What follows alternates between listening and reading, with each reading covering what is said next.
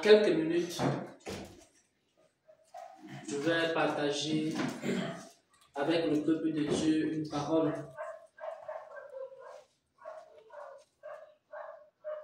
C'est une parole qui est issue des méditations que j'ai eu à faire depuis quelques jours par rapport aux situations que vivent plusieurs personnes. Et j'étais en train de recevoir cette parole.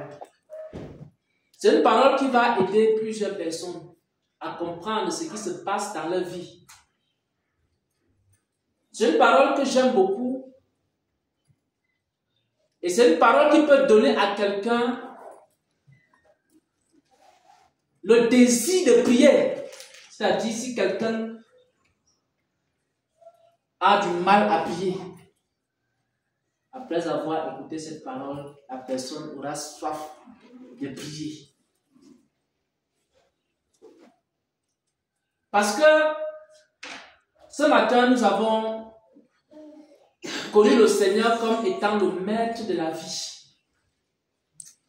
Le maître de la vie, ça veut dire que la vie qui nous a été donnée, le souffle à travers lequel nous respirons,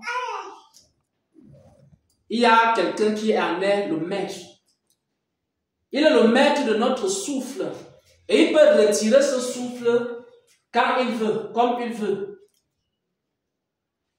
Et comme il est aussi le maître de la vie, il est capable de demander les comptes à chacun de nous sur la manière dont nous avons vécu sur cette terre. Il s'appelle le maître de la vie et il s'est beaucoup manifesté en ce jour. Alors, le maître de la vie, un jour, est venu sur la terre. Il est venu et il s'est présenté dans Luc, chapitre 4, au verset 18. Lorsqu'il est venu sur la terre, il s'est présenté ici, dans Luc, chapitre 4, et on peut lire à partir du verset 16. Luc, chapitre 4, à partir du verset 16. Il se rendit à Nazareth, où il avait été élevé, et, selon sa coutume, il entra dans la synagogue le jour du sabbat. Il se leva pour faire la lecture, et on lui remit le livre du prophète Ésaïe. L'ayant déroulé, il trouva l'endroit où il était écrit « L'Esprit du Seigneur est sur moi, parce qu'il m'a oint pour annoncer une bonne nouvelle aux pauvres. Il m'a envoyé pour guérir ceux qui ont le cœur brisé, pour proclamer aux captifs la délivrance et aux aveugles le recouvrement de la vue, pour envoyer libres les opprimés, pour publier une année de grâce du Seigneur. » Amen. Amen. Amen. Un jour, le Seigneur Jésus arrive dans sa ville natale, là où il est né, c'est-à-dire à Nazareth. Et quand il arrive à Nazareth, dans sa patrie, là où il avait dit qu'aucun prophète n'est respecté, il va se présenter. Et on lui remit le livre du prophète Ésaïe. L'ayant déroulé, il trouva l'endroit, il était en train de chercher l'endroit. Il n'a pas lu tout le livre d'Ésaïe, il a cherché, il a déroulé, il a cherché jusqu'à trouver l'endroit là. Amen. Et à cet endroit, au verset 18, il est écrit « L'Esprit du Seigneur est sur moi. » Parce que lorsque le Seigneur envoie son Esprit à travers le monde, c'est pour accomplir une mission. C'est-à-dire qu'il y a quelque chose qui lui tient à cœur. Il va accomplir cela. Mais ce ne sera pas accompli avec la puissance de l'homme, avec la capacité de l'homme. Ce ne sera pas accompli avec la sagesse humaine ou l'intelligence humaine. Ça ne sera pas accompli avec les richesses. Peut-être qu'il y a certaines personnes qui pensent qu'on fait l'œuvre de Dieu avec l'argent. comme ils ont un grand compte bancaire, ils ont des milliards en banque et ils créent des églises avec l'argent. Peut-être qu'il y a certaines personnes qui ont beaucoup de sagesse, beaucoup d'intelligence, beaucoup de connaissances et ils se disent que c'est avec la connaissance intellectuelle qu'on peut faire l'œuvre de Dieu. Peut-être qu'il y a beaucoup de gens qui ont des relations. Ce sont des personnes qui sont des personnes relationnelles. Dans leur téléphone, il y a un carnet d'adresses. Ils peuvent s'ouvrir eux-mêmes les portes des nations pour accomplir l'œuvre de Dieu.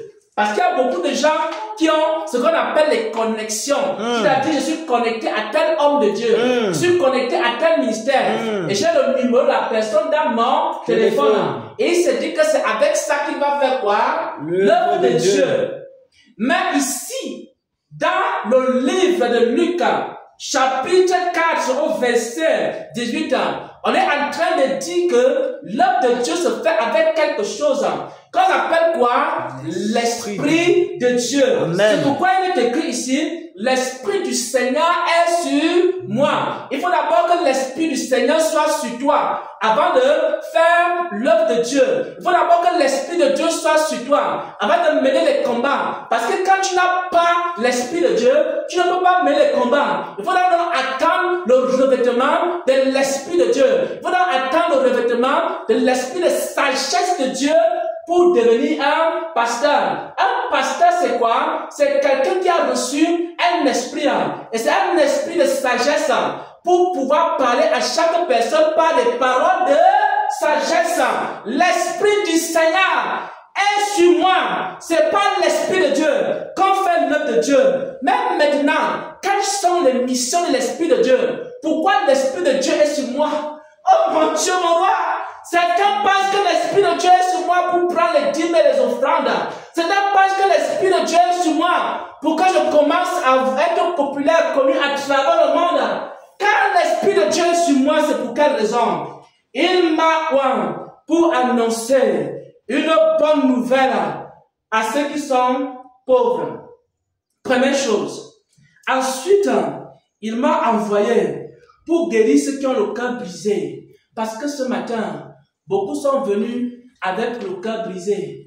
Et maintenant, parce que l'Esprit de Dieu était sur nous, l'Esprit de Dieu a fait quoi? Il a commencé à guérir ceux qui ont le cœur brisé. Bien-aimés frères et sœurs en Christ, lorsque l'Esprit de Dieu se trouve dans une église, l'Esprit de Dieu guérit les cœurs qui sont brisés. Quand tu es dans la présence de Dieu, si ton cœur était brisé, ton cœur rentre étant joyeux, ton cœur rentre étant guéri, ton cœur rentre étant apaisé. Amen. Pourquoi? Parce que l'Esprit de Dieu est sur la sœur Esther. Yes. Parce que l'Esprit de Dieu est sur le frère Charles. Yes. Parce que l'Esprit de Dieu est également sur le pianiste. Yes. L'Esprit de Dieu est sur le pianiste Zaché. C'est pour ça qu'il peut sortir également des cantiques et des cantiques et des mélodies qui viennent du ciel. Et quand on écoute ces mélodies, nos cœurs sont apaisés. Amen. Nos cœurs sont totalement remplis de la joie de Dieu.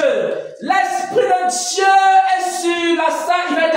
Parce que l'Esprit de Dieu étant sur elle, l'Esprit de Dieu commence à apaiser le cœur, commence à donner des directives et des directions pour voir comment est-ce que les enfants de Dieu doivent se comporter. L'Esprit de Dieu n'est pas sur les hommes de Dieu pour qu'ils commencent à réclamer les titres, pour qu'ils commencent à réclamer les dîmes et les offrandes, pour qu'ils commencent à se remplir le ventre. L'Esprit de Dieu n'est pas sur nous pour qu'on devienne, on ait des gros ventres. L'Esprit de Dieu n'est pas sur nous pour qu'on commence à avoir les plus grandes voitures. L'Esprit de Dieu n'est pas descendu sur nous pour qu'on commence à avoir les plus belles maisons. Ce n'est pas pour cette raison que l'Esprit de Dieu a été répandu dans la vie du peuple de Dieu et dans la vie des serviteurs de Dieu. Il m'a encore envoyé pour faire quoi? Il m'a envoyé pour proclamer à ceux qui sont captifs la délivrance. Bien-aimés frères et sœurs en Christ, c'est là que j'aimerais qu'on puisse s'arrêter. Parce que quelque part, il y a comme un fardeau dans mon cœur. C'est vrai que beaucoup de gens connaissent le serviteur Xavier comme étant quelqu'un qui aime pécher la sainteté. C'est vrai que beaucoup de gens connaissent le serviteur Xavier comme étant quelqu'un qui aime prêcher le dépouillement. C'est vrai que les gens connaissent le serviteur Xavier comme celui qui aime prêcher la pureté du corps, la pureté de l'âme, la pureté de l'esprit. Mais il y a une annonce que je veux faire ce matin, c'est que l'Esprit de Dieu est également ce jour-là, dans la vie du serviteur Xavier, pour proclamer aux captifs quoi? La délivrance. Amen. C'est pourquoi mes frères et sœurs en Christ, nous allons voir, nous allons partager une parole qui s'appelle l'esclavage spirituel. Parce qu'il y a des personnes qui sont esclaves et ils ont besoin d'être délivrés. Ils ont besoin que les liens et les chaînes qui les lient, que ces chaînes soient brisées. Jésus-Christ est venu libérer les captifs. Il est venu délivrer ceux qui sont dans les chaînes et les liens de la sorcellerie. Et nous allons prendre un passage des Saintes Écritures. Exode chapitre 1, à partir du verset 13 jusqu'au verset 14. Exode chapitre 1, à partir du verset 13 jusqu'au verset 14. Exode chapitre 1, verset 13 au verset 14. Alors les Égyptiens réduisirent les enfants d'Israël à une dure servitude. Ils leur rendirent la vie amère par de rudes travaux en argile et en briques et par tous les ouvrages des champs. Et c'était avec cruauté qu'il leur imposait toutes ces charges. Amen. Amen. Il y avait un peuple appelé le peuple d'Israël. Et ce peuple s'était retrouvé un jour en captivité en Égypte. Et maintenant, il y avait des Égyptiens qui dominaient sur ce peuple. Et ces Égyptiens les avaient rendu la vie tellement dure. La vie du peuple était tellement difficile qu'un jour, ils ont commencé à crier à Dieu pour que Dieu les délivre des chaînes de la servitude. Pourquoi? Parce que ces hommes et ces femmes-là, bien qu'ils étaient le peuple de Dieu, ils étaient encore esclaves. Et on va voir ici les différents types d'esclavage. Il y a encore des hommes et des femmes qui sont des enfants de Dieu, mais ils ont un cri dans leur cœur, parce qu'ils sont sous la domination des Égyptiens, parce qu'ils sont sous la domination d'un péché, parce qu'ils sont sous la domination des puissances des ténèbres. Il va avancer dans sa vie chrétienne, il va progresser dans sa vie chrétienne, mais il ne sait pas ce qui le ramène toujours chaque jour en arrière. Mais il faut un jour que tu dises à Dieu, Seigneur, Seigneur, délivre-moi de l'Égypte, Seigneur, délivre-moi des Égyptiens, délivre-moi de la main de l'Égyptien. La main des Égyptiens était tellement puissante contre le peuple de Dieu. Au verset 13, il est écrit quoi? Alors, les Égyptiens les réduisirent à une dure servitude. C'est-à-dire, tu ne vas arriver nulle part dans la vie. Il y a certains péchés qui ont réduit les enfants de Dieu à une servitude difficile. Il veut sortir de ce péché, mais c'est comme il y a des liens qui l'attachent et il est dans la servitude. Et il a rendu la vie amère par de rudes travaux et en argile, en briques et tous les ouvrages des champs. Et c'est avec cruauté qu'il leur imposait des charges. Bien-aimés, vous voulez savoir si vous êtes encore esclave d'une principauté, d'une domination, d'une puissance des ténèbres. Il faut commencer à être attentif aux songes que vous avez. Il y a certaines personnes, pendant qu'ils sont en train de rêver, ils ont des rêves qu'ils sont dans la maison d'un homme. Ils sont en train de laver les assiettes de cette personne-là. Ils sont en train de laver les marmites. Ils sont en train de laver les habits. Ils sont en train de faire la cuisine. Ils sont en train de faire toutes sortes de travaux dans la maison de cette personne-là. Et quand ils se réveillent le matin, ils se retrouvent très très fatigués. Qu'est-ce qui s'est passé, mes frères et sœurs? C'est que la personne est captive des Égyptiens. Il y a un sorcier dans sa famille. Il y a un sorcier dans la région où il habite. Et ce sorcier a fait quoi? Ce sorcier a réduit cette personne en esclavage. Et chaque jour, quand tu te réveilles, tu es fatigué. Tu as travaillé toute la nuit. et tu ne sais pas pourquoi est-ce que tu te réveilles étant fatigué. Mais dans tes rêves, tu vois comment tu es en train de laver les assiettes. Mais dans tes rêves, tu vois comment tu es en train de porter le sac de quelqu'un. Mais dans tes rêves, tu vois comment tu es en train de travailler pour une personne comme une sorte d'esclave, comme une sorte d'esclavage. Il faut que tu sortes de quoi? De l'esclavage spirituel. Et la Bible dit que les enfants d'Israël, ils criaient à l'Éternel. Il criait à l'Éternel. Il criait à l'Éternel. Il criait à l'Éternel. Il criait à l'Éternel. Parce que Dieu est venu libérer les captifs, libérer les prisonniers. Et si quelqu'un a ce genre de rêve, et si quelqu'un a ce genre de songe, chaque fois, il voit qu'il se retrouve au village en train de laver les crânes. Il se retrouve au village en train de laver les marmites. Il se retrouve au village dans les chaufferies en train de travailler. Et quand il finit de travailler comme ça, on le gifle et on lui donne un peu de nourriture. Ça veut dire quoi? Et quand il se réveille le matin, il est tellement fatigué. Il est un esclave spirituel. Il a besoin de quoi? Il a besoin de la délivrance. Il a besoin que le Seigneur le délivre. Il a besoin de crier à Dieu. Seigneur, Seigneur, sauve-moi des liens dans lesquels je me trouve. Il y a encore d'autres types de captivité. Il y a la captivité du péché. Il y a certaines personnes, ils ont déjà dominé sur toutes sortes de péchés. Mais il y a un péché dans leur vie qu'ils n'arrivent pas à dominer. Ils commencent la sanctification. Ils commencent à chercher Dieu. Ils commencent à marcher avec Dieu. À un moment donné, il y a un péché qui le retient. Il y a un péché qui le maintient en captivité. Et il fait des progrès avec le Seigneur. Il commence à avancer avec le Seigneur. Il commence à avoir les dons spirituels. Il commence à avoir les dons de prophétie. Il commence à avoir les dons de révélation. Il commence à avoir les dons de vision. Il commence à avoir quoi? Le don de guérison. Il prie pour les malades. Et les malades sont guéris. Sa vie spirituelle commence à faire quoi? Ça commence à décoller. Mais dès que sa vie spirituelle décolle, il y a un péché qui vient, qui toque à sa porte. Je ne sais pas quel est le péché qui toque chaque jour à ta porte.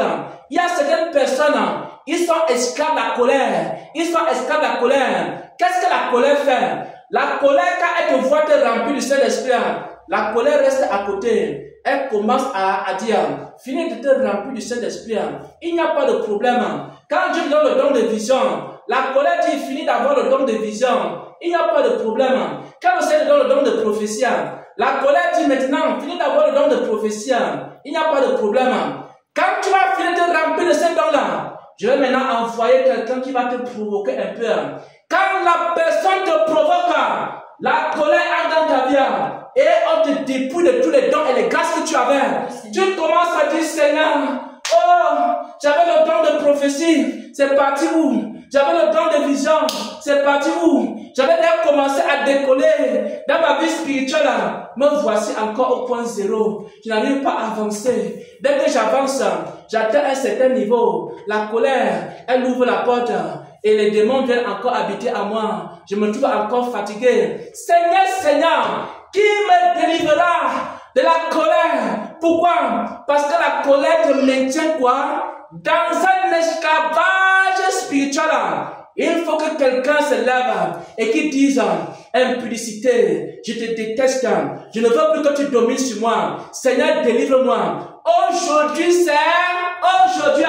je ne veux pas passer mon temps à me remplir du Saint-Esprit. Et puis la colère fait en sorte que toutes les grâces que Dieu m'a données, ça part. Regardez comment ce n'est pas facile de faire 21 jours de jeûne et de prière. Tu as fini de faire 21 jours. Tu as fini de prier. Tu as fini d'adorer. La colère te regarde. Elle va rester dans un petit coin. Elle commence à se moquer de toi. Regarde-moi cette soeur-là. Elle est en train de dire quoi? Elle fait quoi? Elle est en train de se remplir du Saint-Esprit. Attendons voir. Dès que les 21 jours vont s'achever, je vais aller toquer à sa porte. Pourquoi? Parce que c'est moi qui domine sur sa vie. Et maintenant, la colère entre en toi. la colère entre en toi. Et maintenant, tu vois un petit enfant dans ta maison qui commence à te dire des paroles choquantes. C'est pourquoi c'est un esprit qui est derrière l'enfant. Et l'enfant te dit des choses choquantes. Tu vois ton enfant commence à faire des choses bizarres. Seulement pour te mettre en colère. Ta mère commence à faire des choses bizarres. Seulement pour te mettre en colère. Tes frères et tes sœurs te font des choses bizarres. Seulement pour te mettre en colère. De les mêmes frères et sœurs en Christ. Ce n'est pas le plus difficile de se remplir des dons spirituels. Il faut que tu sois capable de vaincre ces esprits-là, de vaincre l'esprit de colère, de vaincre l'esprit d'impudicité, de vaincre l'esprit de jalousie, de vaincre les esprits et les démons qui sont là pour dominer sur toi. Alors, quand la colère a vu que tu as fini de te remplir, elle vient toquer à la porte. Et quand elle finit maintenant d'ouvrir toutes les portes à toutes sortes d'esprits, qu'est-ce que ça fait? La colère, elle commence à se moquer de toi. Et maintenant, les autres esprits te disent, tu pensais même que tu allais partir. Tu disais même que tu devais te remplir même du Saint-Esprit. Là, c'était pour faire quoi? Tu disais que tu voulais même devenir Renard Bonquet. Dis-moi alors, le grand évangéliste. Alors, évangéliste maintenant, je t'ai vidé de tout ce que tu avais en toi. Pourquoi? Parce que cet esprit-là, il te connaît et il domine sur toi. Il est important, frère et sœur, que chacun de nous ici là, qui recherche sa délivrance. Il y a encore quoi? Il y a encore d'autres captivités. Il y a des personnes, par exemple, elles sont dans leur famille. Dans la famille, tu es avec tes frères, tu es avec tes soeurs, tu es avec tes parents. Maintenant, tu décides de chercher le Seigneur Jésus-Christ. Et tu commences à faire des programmes de jeûne et de prière. Tu te retrouves dans la présence de Dieu. Dès que tu commences à progresser, à faire des progrès, alors ça peut être tes parents, ça peut être ton mari, ça peut être ta femme. Et qu'est-ce qu'elle va faire? Ce qu'elle va faire, c'est quoi? C'est que la personne va dominer sur toi. La personne va t'obliger à faire quoi? La personne va t'obliger à sortir de la volonté de Dieu. Tu dis, je vais aller à l'église. La personne dit, tu ne pars pas à l'église aujourd'hui. Il faut que toi-même tu dises à la personne que il y a quelqu'un qui s'appelle quoi? Le maître de la vie. Et je ne peux pas avoir peur de celui qui peut seulement tuer le corps. Mais je dois aussi avoir peur surtout de celui qui peut, après avoir tué le corps, il tue aussi l'âme. C'est le Seigneur Jésus. Alors, il y a beaucoup de personnes, des chrétiens, des chrétiennes, d'enfants de Dieu qui sont dans des familles, qui sont sous cet esclavage. D'autres, c'est à cause de leur mari. Il ne peut jamais servir Dieu. Son mari est comme quoi? Une sorte d'Égyptien pour lui, qui le mettait en captivité. Dès que tu veux prier maintenant, on te gifle, on te dit, mais tu fais quoi dans la maison? Si tu veux prier, tu veux adorer, tu veux faire quoi? On prend la chicotte, on prend quoi encore? On prend la ceinture, on commence à te fouetter, on te gifle, on te tape, on te sort les bosses, tu commences à voir. La prochaine fois que tu veux prier, tu dis à Dieu, Seigneur, s'il te plaît, vraiment, fais en sorte que tu touches le cœur de mon mari. Tu commences à prier, tu dis, oh Seigneur, fais en sorte que tu touches le cœur de mon mari pour que je prie aujourd'hui. Mais tu fais ce genre de prière-là. Après, tu te rends compte que ton mari, son cœur n'est pas encore touché. Après, il tape encore sur toi. Après, tu arrêtes de prier. Tu dis à Dieu, Seigneur, je remets tout entre tes mains. Mais il faut que, lorsque tu es sous l'esclavage de l'Égypte et des Égyptiens, tu dois dire à Dieu, Seigneur, délivre-moi de cette situation. Ce n'est pas ton lot. Ce n'est pas ton fardeau. Tu n'es pas né pour porter ça. Tu n'es pas né pour accepter ça. Quand le frère a décidé de venir ici, sa famille s'est soulevée. On a dit, on va te donner la machette. On a dit, on va te mettre le fusil. On a dit, on va mettre la latte sur toi. On a dit, on va faire ceci. On va te bannir. On va te vomir. On va te faire ceci ou cela. Le frère a dit, je dois faire la volonté de Dieu. Amen. Et après, qu'est-ce que le Seigneur a fait? Le Seigneur a délivré de quoi? Des Égyptiens, des personnes qui le maintenaient en captivité. Je vous dis la vérité. Pour sortir de l'Égypte, pour sortir la main des Égyptiens, il faut d'abord une détermination. Il y a beaucoup de gens qui disent, homme de Dieu, il faut que tu me dises que je dois faire ceci. Toi-même, tu dois avoir la détermination. Frère, quand le prophétie venait, on a dit au frère ce qu'il doit faire. Et après, certainement, on a prié. Le reste, ça dépend de lui-même. Est-ce que tu dois craindre celui qui tue le corps, ou alors tu dois craindre celui qui, après avoir tué le corps, peut aussi tuer l'âme? Et chacun doit se décider. Chacun doit dire aujourd'hui, assez c'est assez. Seigneur, délivre-moi de la main des Égyptiens, de l'esclavage spirituel. Je suis esclave de mon mari. Je n'arrive pas à prier. Même pour prier, je suis obligé d'aller m'enfermer dans les toilettes. C'est pendant que je pars me laver que je prie un peu, même 5 minutes. Et même pendant que je prie 5 minutes, mon mari me dit, qu'est-ce que tu fais là-bas aux toilettes? Pourquoi tu tues comme ça aux toilettes? Et tu commences à faire les petites récitations. S'il te plaît, Seigneur Jésus, fais en sorte que mon mari oublie que je suis aux toilettes. Comme ça, je peux prier même encore, même 10 minutes. Je t'en supplie, mon Seigneur et mon Sauveur. Il est temps que tu sortes de cela. Amen. Et que tu dises à Dieu, Seigneur, délivre-moi de la captivité. Parce que tu es venu faire quoi? Tu es venu délivrer les captifs. Ça dépend de quoi? Ça dépend d'abord d'une décision que tu prends dans ton cœur. Que tu dis, je vais sortir de la captivité. Que ce soit la captivité du péché, que ce soit la captivité des hommes, que ce soit la captivité des esprits. Il y a des personnes qui aiment le Seigneur, ils veulent le servir. Je vous dis la vérité, il y a des gens qui aiment le Seigneur, qui veulent le servir.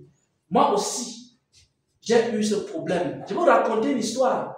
Peut-être certains d'entre vous allez vous reconnaître dans cette histoire. Il y avait des esprits qui dominaient sur moi, on les appelait les esprits des eaux. Vous savez ce que les esprits des eaux faisaient? Les esprits des eaux me laissaient prendre mes programmes de revêtement. Faites les 21 jours, il n'y a pas de problème. Faites les 7 jours, il n'y a pas de problème. Faites les 10 jours, il n'y a pas de problème. Parfois, il m'arrivait de marcher comme ça, moi je sens que, on ne me dit pas que j'ai la puissance. Moi je sens que ici là j'ai la puissance. Quand tu marches, toi tu sens comment tu pèses, comment, quand tu dis, tu donnes seulement un ordre comme ça, les choses se manifestent. Alors, qu'est-ce que les esprits des eaux ont fait? Alors, ils m'ont laissé prendre tous les programmes que je voulais prendre. Ramasser toute la puissance que je voulais ramasser. Ils m'attendaient dès que j'ai fini de ramasser la puissance. Dès que j'ai fini, je suis à revêture. Je vais donc commencer les campagnes d'évangélisation. Les attaques commencent, les sirènes commencent à se balancer dans mes rêves la nuit. Elles se balancent, elles dansent, elles font des styles. C'est la danse des sirènes dans la nuit. Je vous dis la vérité, j'ai été esclave des sirènes des eaux pendant des années. Elles attendaient que je finisse de me revêtir de puissance. Et le diable les envoie aller m'attaquer cet homme. C'est vous qui maîtrisez son secret. Elles arrivent là, elles commencent à contourner. Tu vois dans tes rêves, les femmes dansent, elles font le string, elles font des choses terribles. Elles commencent à danser, tati, elles font des choses, elles se baladent, elles se balancent comme ça, elles montrent toutes les parties pour dire que non, est-ce que ça peut t'attirer? Dès que tu tombes encore dans ça, tu commences à voir ça dans tes rêves. Le matin, tu te réveilles, tu vas dire au nom de Jésus, tu sens qu'il n'y a même plus la puissance en toi, tu deviens vide, comme quelqu'un qui n'a jamais un jour prié. Tu veux même prier 10 minutes, tu n'arrives pas à prier 10 minutes. Parce que quoi? Les esprits sont venus la nuit. Et ils sont venus enlever la puissance qui était en toi. Il n'y a rien. Je vous dis la vérité, quand vous commencez à vous revêtir, vous allez mener les plus grands combats de vos vies. Je ne sais pas si quelqu'un a eu les attaques juste après le programme. C'est là où on commence à bombarder chaque esprit. Si c'est les esprits des autres, comme c'est elle qui dominait sur toi, allez, on envoie. Si c'est les esprits de colère, on envoie. Si c'est les esprits, donc c'est là où l'armée du diable se lève. Et maintenant, pendant des années, j'ai commencé à travailler pour maîtriser les sirènes. Et quand j'ai commencé à travailler avec le Seigneur dans la sainteté, alors toutes ces choses-là ont commencé donc à partir. Maintenant, je peux faire quoi? Je peux faire des programmes. Je peux me revêtir. Je peux rester dans la présence de Dieu et sans la présence de Dieu, il n'y a plus aucun esprit qui me dérange. Pourquoi? Parce qu'à un moment donné, j'ai travaillé. Et j'ai lutté jusqu'à ce que le Seigneur m'en délivre. Et je vous dis une chose. Personne ne doit accepter l'esclavage. Et c'est qu'il y a si quelqu'un aime l'esclavage, le diable, lui, n'a pas un problème. Parce que si le diable peut mettre 10 fardeaux sur toi et que ça te plaît, il te dit, bon, les 10 fardeaux là même, je vois que tu aimes beaucoup ça. Alors je vais ajouter même encore 5 autres fardeaux.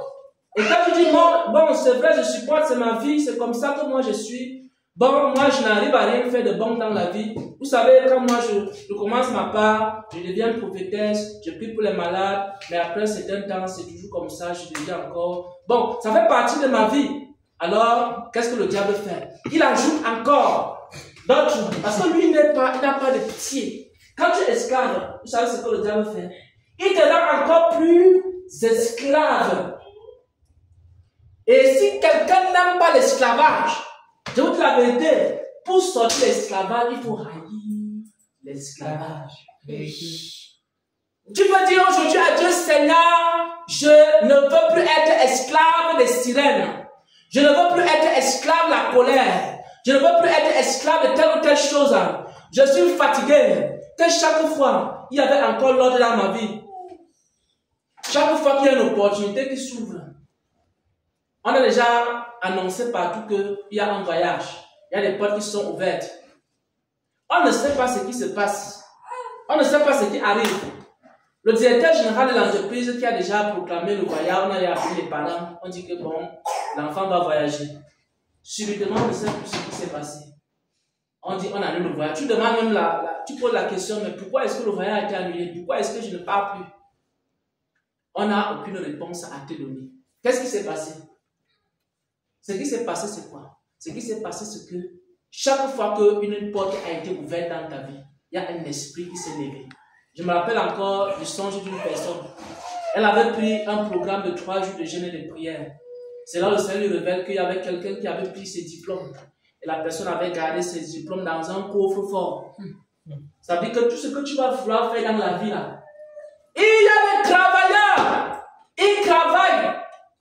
Ils travaillent plus que tout le monde dans l'entreprise. On ne sait pas pourquoi on le déteste comme ça. Celui qui fait le chiffre d'affaires. Il arrive dans telle entreprise, on le chasse. Il arrive dans l'autre entreprise, on le chasse encore. Il fait 6 mois. Il y a même quelqu'un qui m'a rendu un témoignage. Il était dans une entreprise. Au moment où il devait atteindre le nombre d'années, il restait peut-être seulement 1 mois. Pour qu'après, il commence à bénéficier de certains avantages dans l'entreprise. Et même après, qu'il sera dans l'entreprise.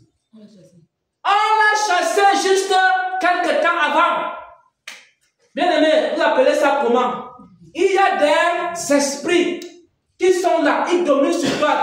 Tu ne vas jamais être heureux un jour dans ta vie. Et toi, tu te dis, ah bon, c'est normal, c'est ma vie, c'est comme ça que moi je suis. Ou alors tu dis quoi? Il faut que je sorte de l'esclavage. Et tu dis à Dieu, Seigneur, sors-moi de cette situation, sors-moi de cet esclavage. Je refuse.